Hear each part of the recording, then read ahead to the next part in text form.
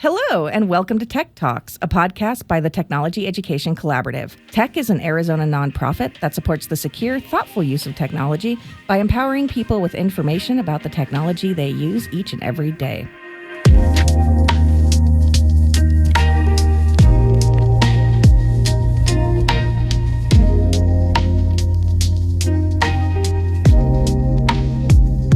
Today, we're talking with Gavin Klondike, a Senior Security Consultant and host of the YouTube channel NetSec Explained. Thanks for being here, Gavin.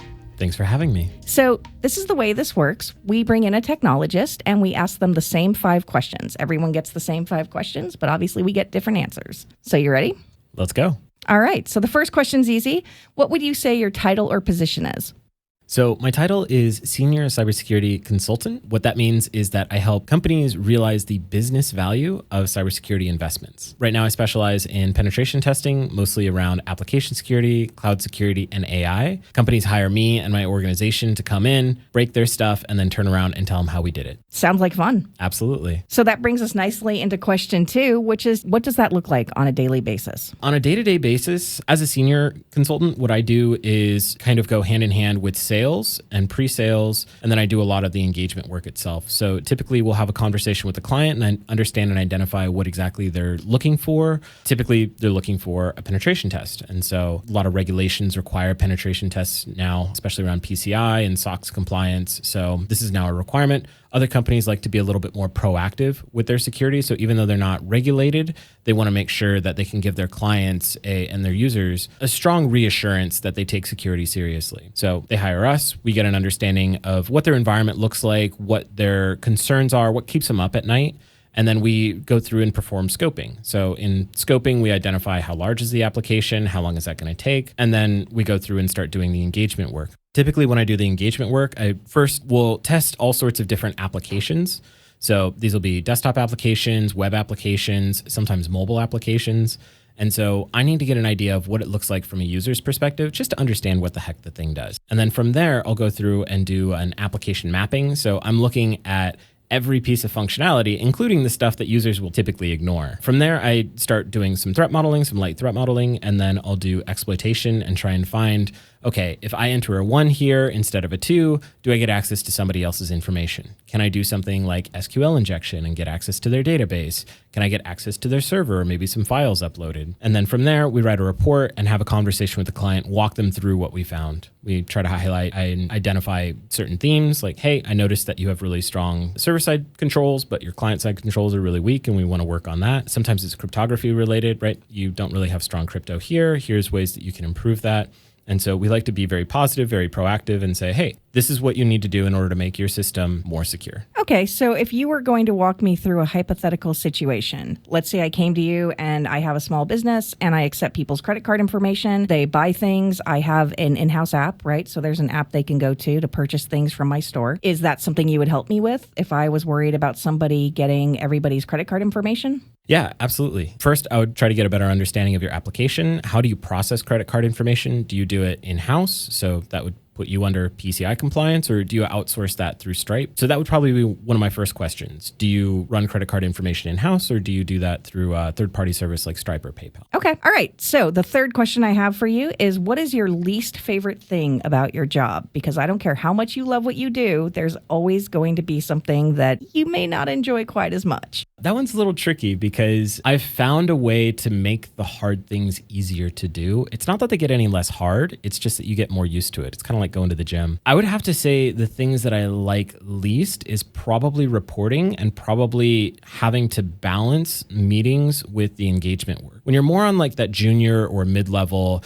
you primarily focus on the actual implementation, the actual hands-on keyboard engagement work. But when you get to my level, you have to do a lot with client calls and interactions. And then you're pushing the technical side of the business and saying, okay, here's how we're going to build standards around our reporting. Here's how we're going to build standards around our pen testing pipeline or our sales pipeline from, the technical side. Here's how we do our scoping. Right now, one of the big projects that I'm taking on is writing vulnerability templates so that my juniors and people underneath me can take those and it makes their report writing process easier. The reporting and having to balance the client conversations with the business work and the engagement work on top of it. So a lot of responsibilities. I think an interesting theme I'm just going to point out is that in my conversation with many different kinds of technologists, it is incredibly common to hear that sometimes it's exactly that reporting and to some degree client interaction that falls on the less enthusiastic side for them.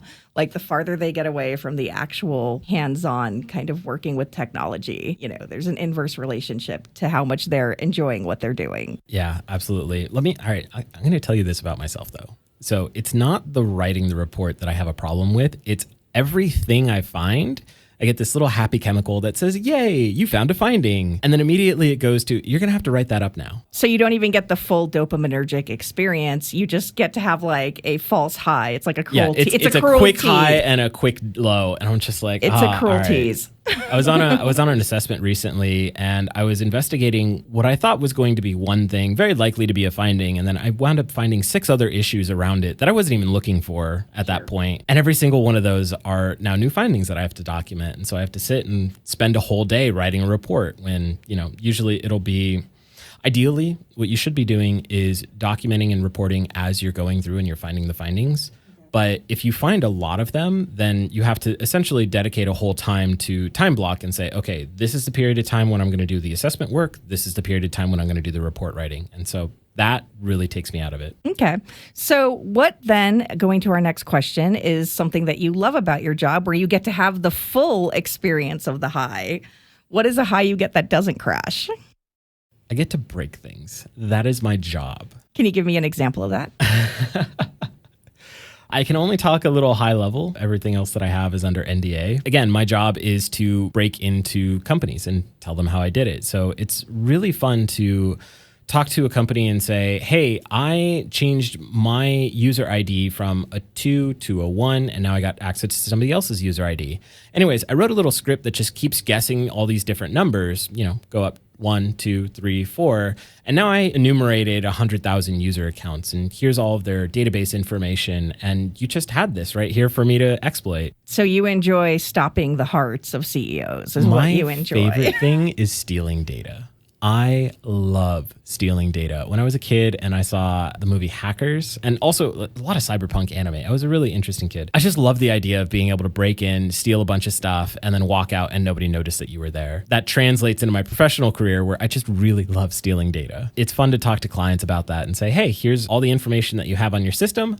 Let's talk about how to keep it protected. So if somebody was looking into doing this themselves, what is the one practical thing you think they should do in order to enter this industry and be successful? I would say embrace self-study. One of the challenges with penetration testing and security as a whole, it's not as difficult today as it was when I first started out. There's a lot of learning resources, a lot of free resources online, but it's almost like reading a book on how to run a marathon. It's not going to help you past a certain point. So there's going to be a lot of tutorials, and the tutorials are good. It's a good place to start, but you really need to start practicing on your own. And so you go to certain resources. Right now, I recommend Live Overflow on YouTube. I recommend John Hammond on YouTube. Of course, my own channel, NetSec Explain on YouTube. A lot of great tutorials talking about different perspectives and the thought process and the methodology that people go through. Once you get a solid idea of what a methodology is, something that you can copy, then start doing some of this on your own. You can get hands-on experience through Try Hack Me, through Hack the Box. You can even go for certifications like the OSCP. And so those teach you practical skills. And usually they'll have a practical evaluation where here's a server, here's a Kali Linux box, break into this system, have fun. And so it's this struggle where you learn the most. So for people who are just starting out, that's part of the game. Sometimes you have to bang your head on the keyboard and see what falls out. But at the end of the day, you do need to practice. All right. So final question is, do you have any community groups that you're involved with? Any side passion projects that aren't related to what you do professionally? Anything you want to share with our listeners? I recommend for anybody to join either their local 2600 group or their local DEF CON group. There's one in every major city. So you can just Google, if you're in Atlanta, Georgia, Atlanta 2600, Atlanta DEF CON group. Surround yourself with like-minded people who are interested in growing and developing skill sets. You're going to learn a lot from them. You'll also have a lot of crossover between people who are starting out brand new like you and people who have been doing this for years, because we remember where we came from, and that's how we got started. Phoenix 2600 is one of the groups that I'm part of. I also do a lot of stuff at DEF CON. So I'm with the AI Village, and we do a lot of things at DEF CON. Last year, we had the world's largest generative AI red team event in coordination with the White House and pick an AI company. NVIDIA was there, Google was there, Anthropic was there, OpenAI was there. They're the creators of ChatGPT. The third group that I'm a part of that I would recommend people hop into is take a dance class. I know it sounds weird, but a lot of engineers focus and double down on their engineering side of things, the tech side of things, but you really need to develop some of the social skills, because that